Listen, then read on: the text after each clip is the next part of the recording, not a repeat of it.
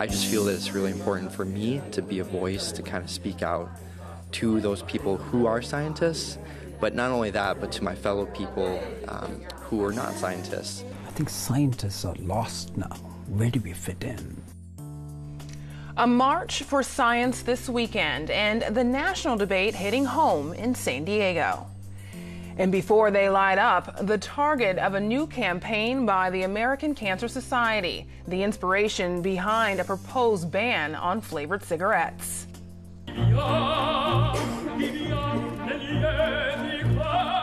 Epic tale of love set to music, the story that promises to pull at your heartstrings. KPBS Evening Edition starts right now.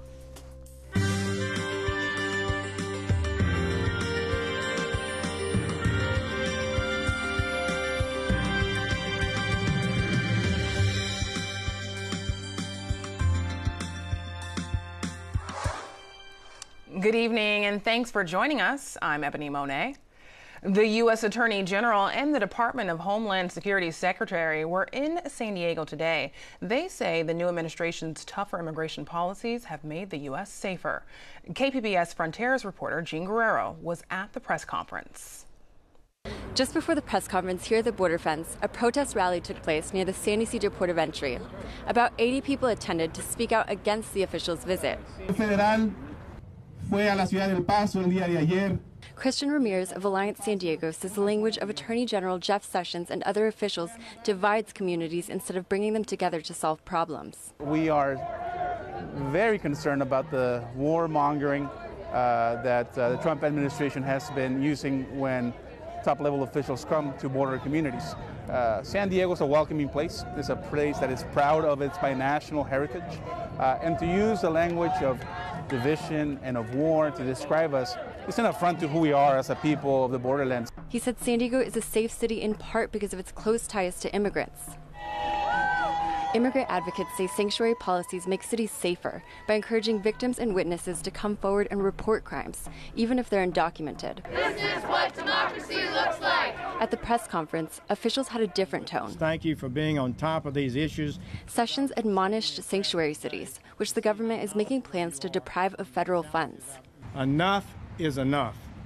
When city politicians force local law enforcement to release criminals from Rikers Island, violent gangs and criminals benefit.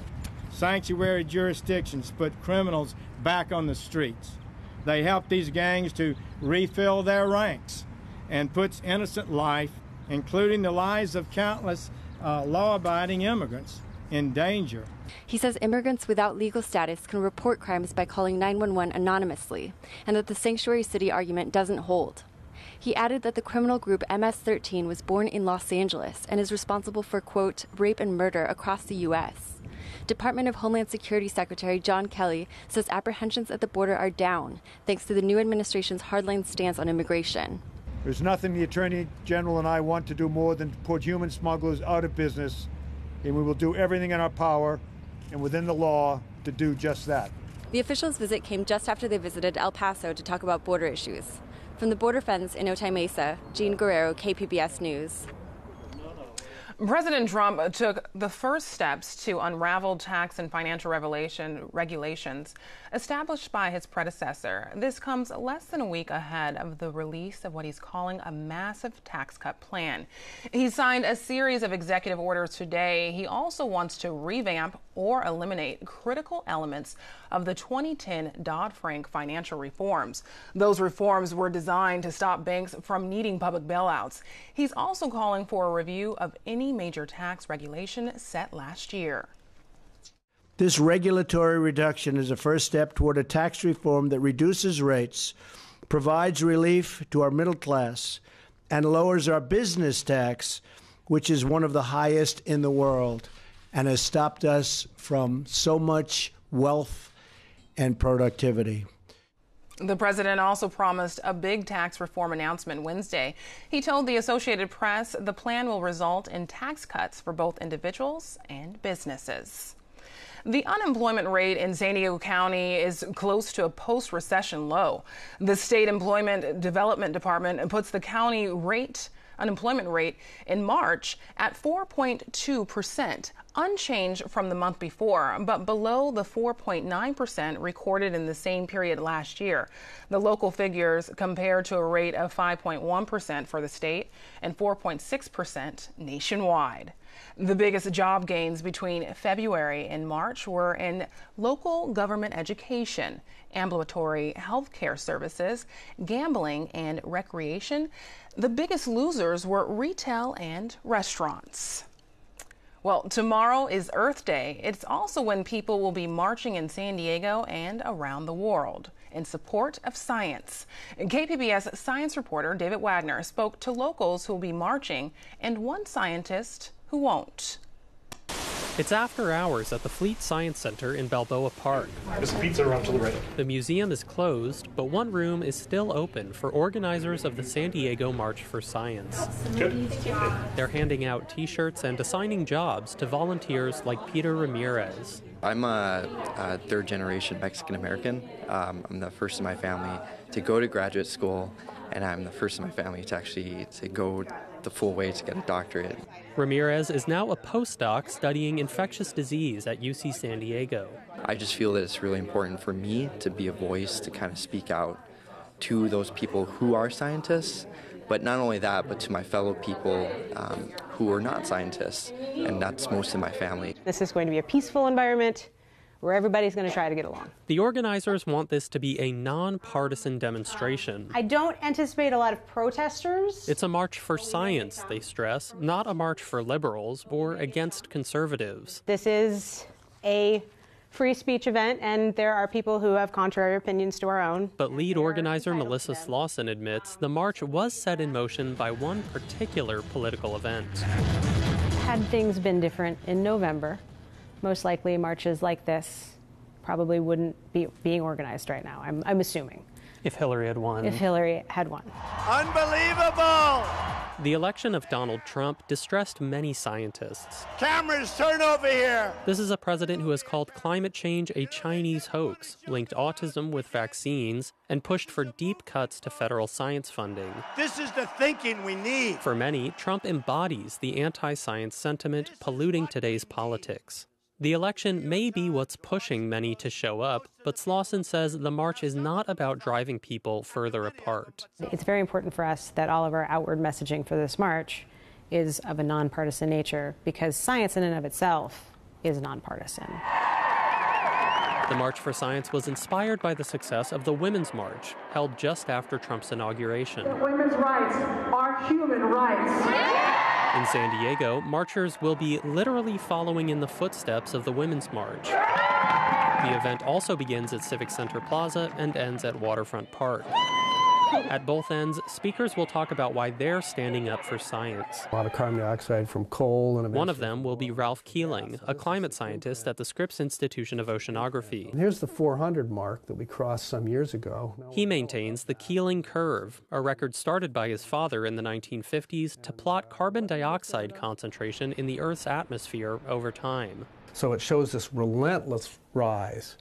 And there's no doubt that that rise is driven mostly by fossil fuel burning. So it's kind of the smoking gun for a human imprint on the whole planet. Keeling says one of the reasons he's marching is to preserve science as a viable career path for young people. The federal funding of science has had a huge impact on where this country stands in terms of prosperity and opportunity and our position in the world. And that's been true for the last century, and we hope it'll continue to be true in the future. Many scientists will join Keeling in the march, but some plan to stay home. I think scientists are lost now. Where do we fit in? Ram Ramanathan, another Scripps climate scientist, says he's sympathetic to the aims of the march, but he worries it could alienate those who already perceive scientists as politically biased. Lately, Ramanathan has been focused on outreach, trying to convince political and religious leaders about the seriousness of climate change. He wants not only liberals, but conservatives to see him as a neutral expert who can explain climate science without any political agenda. If I participate in the March for Science, I'm concerned I would lose that neutral voice. Even if I remain neutral, the perception would be that I'm a biased activist. Spread the word! San Diego March organizer Melissa Slauson says it'll be a tricky balancing act, keeping the march nonpartisan while also seizing on the momentum created by the Women's March. It is a tough act to follow, and we're definitely not trying to follow them in that sense. You know, we are a different march, though I think some of the sentiment is the same. Kind of gauge what's going on with the crowd. Organizers are not expecting Women's March level turnout, but close to 10,000 Facebook users have expressed interest in spending their Earth Day marching for science in San Diego. Is anyone super pumped? David Wagner, KPBS News. San Diego's congressional delegation gathered downtown to talk about the issues they're facing in D.C. and here at home. KPBS reporter Eric Anderson has more. All 5 representatives from the San Diego region took part in the Chamber of Commerce luncheon. Government funding, health care, and the situation in North Korea were discussed. Democrat Scott Peters says the local delegation is very good at working together on issues that matter to the region. He cited veterans issues as an example. Republican Darrell Issa talked about San Diego's complicated relationship with Mexico. Let's remember, San Diego as a region has more doors between our two nations than any other place in the United States. So we are both an area with the fence that is often talked about, or wall as some people call it, and we're an area with the greatest amount of trade. And so I think we're proof that you can have both. Representative Susan Davis says San Diego can teach the rest of the country how to realize benefits in that complicated relationship with Mexico. She's also gearing up for a fight to protect federal research funding coming from the National Institutes of Health. We know that that's job creation. We know that there are so many opportunities we have in addition to saving lives. And for San Diego to be at the really the foundation of that for our country, that's a very big deal. Representative Juan Vargas discussed the recent cross-border sewage problems. He's encouraged that federal officials are considering building sewage overflow catch basins in the region. Duncan Hunter was not available for media comment before the event. He did show up but missed the beginning. Eric Anderson, KPBS News. The San Diego Cooperative Charter School is taking steps to give parents peace of mind after elevated levels of lead and plastic residue were found in its drinking water. KPBS education reporter Megan Burke says a mobile clinic parked out front today to offer no-cost blood tests. The Family Health Center's bus is a common sight at the Mountain View School. It comes twice a month so low-income families can get health care, usually paid for by Medi-Cal. Friday, the San Diego Cooperative Charter School picked up the tab for students to get tested for lead poisoning. School director Tom Pellegrino says about a dozen students have already been to their private doctors for tests and do not have lead in their blood. Some that don't have insurance and others that perhaps it's really hard to get in. Or there's excessive cost to that. We wanted to make sure that they had an easy place to go and be reassured. They're doing something about it, and they're expressing concern for the health of the children. Pellegrino is also paying for additional water sampling on campus. San Diego Unified is testing all of its schools for lead, but technicians don't sample every faucet. The district has not found elevated lead levels at any other school. Megan Burks, KPBS News. The next political battle over tobacco use in California is brewing. The American Cancer Society is developing a proposal to ban the sale of menthol and other flavored cigarettes in California. Health advocates say those cigarettes are heavily marketed in lower income communities. Flavored and menthol cigarettes mask the taste of tobacco, making it easier for a person to get hooked. Some city governments in California are already working on banning sales of the products in their communities. Statewide legislation is not expected to be rolled out for at least a year. Beginning tonight, the Veterans Museum at Balboa Park will host a series of short plays called Vets at Home. They're stories of veterans trying to get on with their lives after coming home from war. KPBS reporter Steve Walsh has a sneak peek.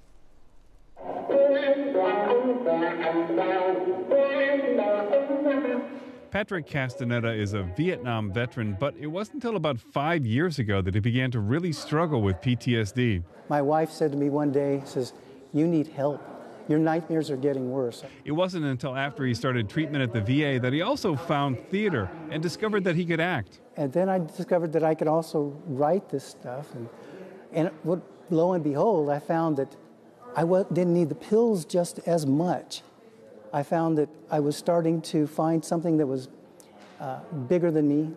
What I like to say is I got over my bad self a little bit. Anthony LeBoux, or Tony the Vet, is the art director at the museum. Less than 10% of the U.S. population is served in the military.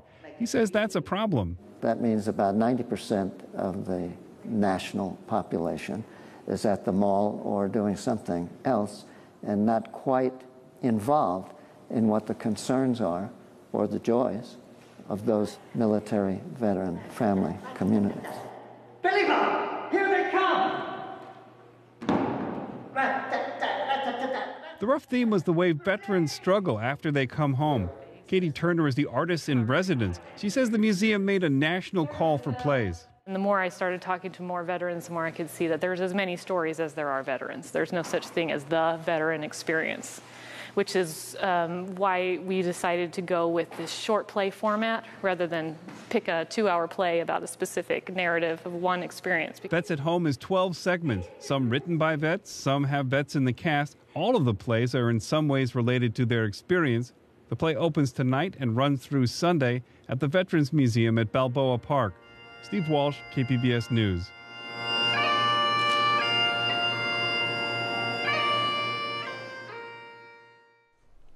In preparation for Earth Day this weekend, students at High Tech High in San Marcos are using digital media to help create change.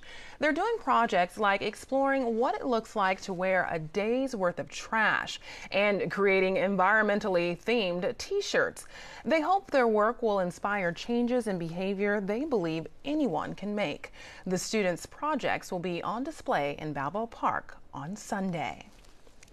Boldly going where no spaceship has gone before. NASA's Cassini has one more pass around Saturn's moon, Titan, early tomorrow before heading into the gap between the planet and its rings. The craft is scheduled to explore the area until September. Then it will vaporize into Saturn's atmosphere. The Cassini was launched in 1997 and reached Saturn in 2004. It's been exploring the planet from its orbit ever since and sending us back these amazing images. Well, sunshine and above average temperatures are set to continue this weekend. Regina Miller has tonight's forecast. Well, it is quiet here across the Southwest, even as you head up into central and northern California. Not much going on here. And as we take a look at our close range over the last 6 hours of our satellite and radar, you can see things all quiet. Not much to speak about. No clouds in most locations and no showers either. As we take a look at our forecast here for tonight, we have mainly clear skies in the metro areas with an overnight low of 59 degrees. And into Oceanside, we're at 50. Look at that. Hard to find a cloud at all. Borrego Springs, you'll be at 59. Mount Laguna, clear skies and 47 degrees. In Long Beach, 60 degrees. And as we take a look at your Saturday, we've got the heat building here, especially when you come inland into interior parts of Southern California. Along the coast, it'll be pretty comfortable, but we do have that heat building and it's going to be dry. So along the coastal locations, on Saturday, we're at 79 degrees. On Sunday, we'll be a little cooler, not as warm, high temperature of 70 degrees with at least a partly sunny sky. On Monday, clouds, then sun and 71. Low clouds give way to some sunshine on Tuesday at 73 degrees. And on Wednesday, morning low clouds give way to sunshine, 73 once again. Inland locations on Saturday, 91 degrees, sunny skies, hot. And then for Sunday, not as hot, 80 degrees with a partly sunny sky. Monday, we have low clouds in the morning giving way to some sunshine and a high temperature of 77. Clouds give way to sunshine Tuesday and Wednesday as well. Tuesday tops out at 77, 76 on Wednesday. In the mountain locations, sunny skies, warm with a high of 73 on Saturday. Sunday, we have mostly sunny skies, not as warm with a high of 66 degrees. Monday also will have a mostly sunny sky at 65, mostly sunny and breezy on Tuesday at 64, and it becomes downright windy on Wednesday with a high temperature of 64 degrees with plenty of sunshine. In the desert locations, hot, 100 degrees. So we hit the century mark for your Saturday. On Sunday, mostly sunny and hot at 95. Monday, mostly sunny, warm, 93 degrees. A little bit more comfortable, not quite as hot there. On Tuesday, at 91, still very warm. And Wednesday, mostly sunny and 89 degrees. As we take a look into early next week, still looks as though it's going to be staying mainly dry. I'm Regina Miller, KPBS News. La Traviata is an epic tale of love that's perfectly suited to the grand scale of the opera. KPBS arts reporter Beth Accomando goes behind the scenes of San Diego Opera's latest production. The story of Violetta, a beautiful, free-spirited courtesan who falls for Alfredo, a proper young gentleman, and then pays dearly for her passions, is the kind of operatic material that can capture a child's imagination. When I was young girl, the first time I went, I was shocked, I love it so much, so passionate Alfredo was, Yeah, I love it. Marta Domingo directs La Traviata for San Diego Opera. She's taken Verdi's 19th century French opera and transplanted it to America in the Roaring '20s. She says it works perfectly because of the flappers. Which are absolutely fabulous women, liberated totally. They have mind of their own because of the consequences of the First World War. They have faced death and sadness, so they wanted to enjoy life. Every day they might be the last one. And that was ideal, very, very much the time of the 1850 in France. Soprano Corinne Winters sings the role of Violetta. I love the 20s. I absolutely love that era for fashion, for the sentiment, because it was after the First World War, and everyone just wanted to enjoy life and the sensual pleasures of life, which is what this piece is about. But it's also about nonconformity, about two people from different backgrounds and different lives finding each other and loving each other and breaking societal boundaries, and I think that's why this period works so well. Tenor Jesus Garcia plays the object of Violetta's passions, Alfredo. Well, it's just sort of one of those archetypal love stories. No matter what time period something's set in, people fall in love. Extenuating circumstances, force them to separate. They finally get to be together in the end just in time for one of them to die. It's just one of those stories that, it gets people's heartstrings.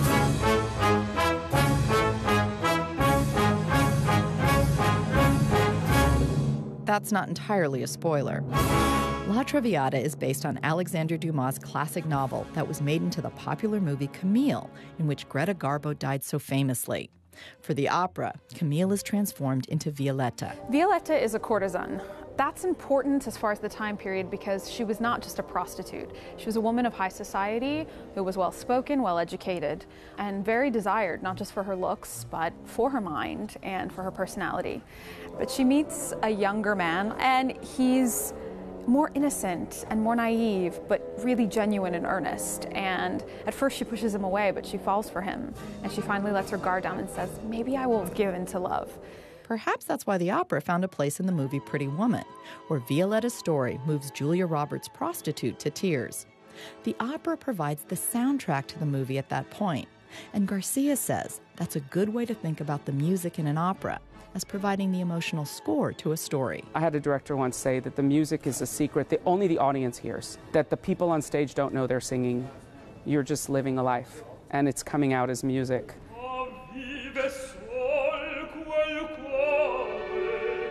For her production, Domingo came up with the idea of having a jazz band on stage during a party scene. And you see how well it fits. It's only you hear the rhythm, and then you will see the dancers. I'm not having any Spanish dancers here, Instead, the dancers will be inspired by Art Deco ivory and bronze statues.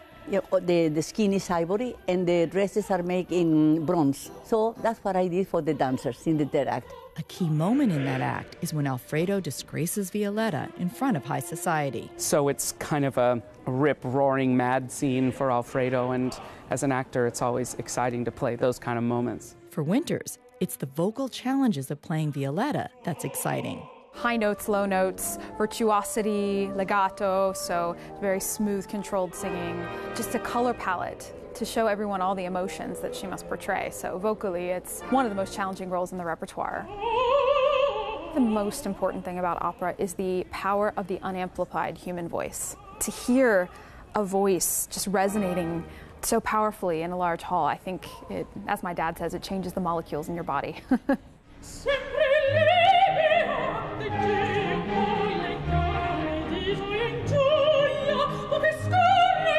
Get ready for your molecular transformation as San Diego Opera closes out its current season with Verdi's La Traviata. Beth Accomando, KPBS News. La Traviata has 4 performances starting tomorrow and running through April 30th. You can find tonight's stories on our website, kpbs.org/Evening Edition.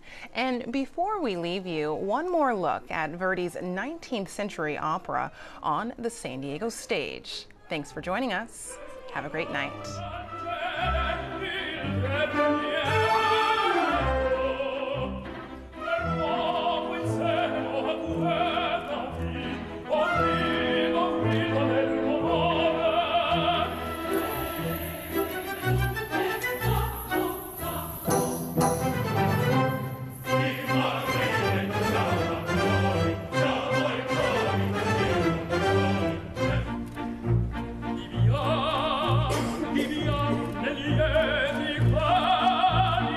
Lorenzo